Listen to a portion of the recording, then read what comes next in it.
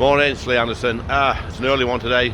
It's about 5:10, I think it is, something like that. So up early, just about to jump on the underground and go to France for a couple of days to check out the migrant crisis. I'll do a few more clips, then splice them together and post them later. Well, that were quick. So we're at Folkestone now at the entrance to the Eurotunnel. Just checked in, had a passport scan, everything. Just waiting to get back on the minibus, and then we're off to France. So as soon as I get to France, I'll do another report. See you there. Oh yeah, so it's me again. So we've just been to visit, if I can get this right, the Joint Coordination and Information Centre in Calais. That's an interesting meeting.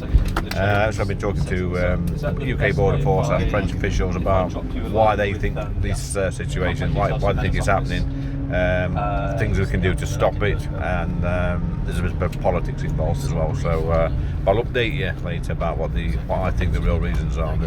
It won't come as any surprise, I would imagine.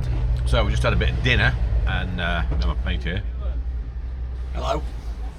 That's James Daly. So we're on our way to a migrant camp, but we've just been told, James, that 60 of the gendarmes turned up and swept. The 60 has turned up and swept the camp. They must have known we were coming. In fact, they do know we're coming. So we're on our way now. So I'll do another clip when we get there.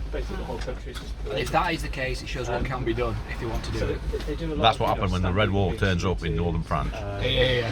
So we've just the bus has just arrived at one of these camps. I'm just getting off the bus now, and I'm going to show you the first site that we see. Oh, here we are.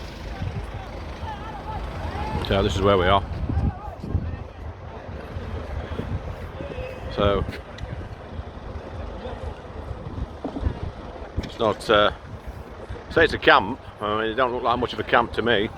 We were just told, like I said earlier, that just moments before we arrived, the police come here and cleared it all out. So it's going to meet Care for Calais now.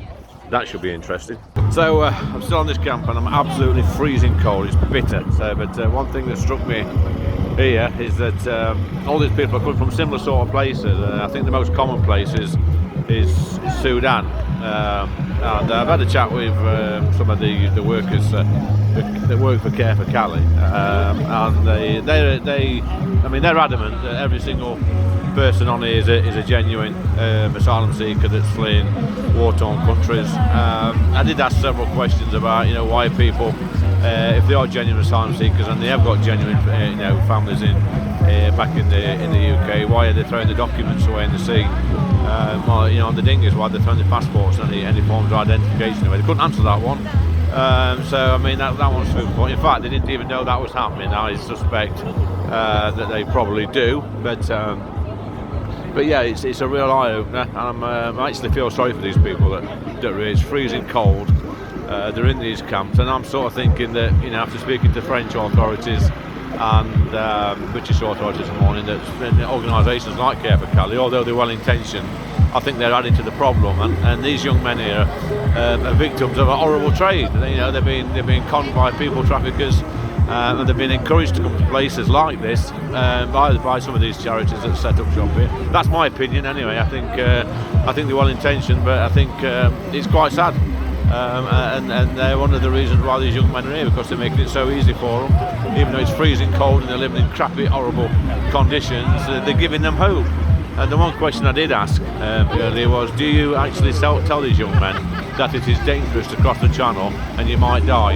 And the answer is no, they don't. So you can make your own mind up. So I'm back on the bus now, and it is absolutely freezing cold. Like I say, I feel sorry for these young men that's here. It's we've got a lot of sympathy for them, and I know I get very angry, as we all do, when we see the boats coming out of the channel. When you actually come out here and see them, the one thing they have got is hope. They've got hope that they're going to keep trying and come to the UK, or go to the UK. But it gets me very angry that the whole trade, the industry starts with the people smugglers. You've got the people in the UK that's encouraging them to come over. You've got charities involved. You've got the hotels. You've got Circa. Everything's a massive multi-million-pound industry, but the consequence of that, you've got the misery here on this camp, freezing cold weather, young men filled with hope, and this charity, like I said, I think they're well intentioned, but they're stoking this hope and telling these people that it's okay to stop here. They're not warning them about the perilous journey crossing the channel. They're actually keeping them here till they actually make the journey. And I think that's quite wrong. I think it's sad and I think it's dangerous. So I'm got back off the bus with the place where some of the migrants are living. I'm going to be honest, it's not very nice. I'll just turn around and show you. This is how they're living. But interesting, I've just been speaking to a young lady who works for Calais again, who I've been here only a short while. I'm not very impressed with them, and I was talking about some of the situations back in the UK where people are being turfed out of hotels and events cancelled, and some of these migrants that's been here are using our accommodation, our hotels, etc. And basically, I was told by the Care for Calais rep that what about our colonisation of countries in Africa hundreds of years ago, sort of blaming us. So I think at that stage she sort of lost the argument. We're not guilty for the sins of our fathers. That's history, and we can talk about that all day long. That's a much different debate. So that sort of summarises the mentality, I think, of some of these charity workers here, who, like I say, I think they're well intentioned, but I don't think they're living in the real world.